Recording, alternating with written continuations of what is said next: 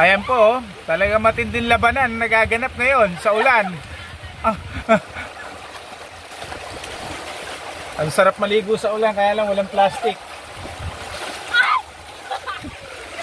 Ayan.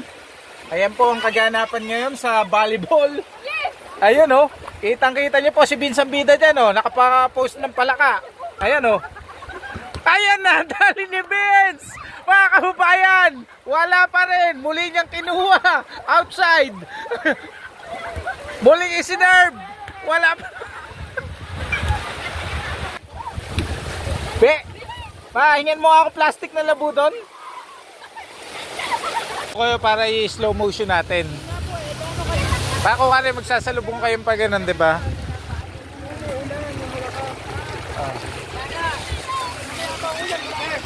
Ha?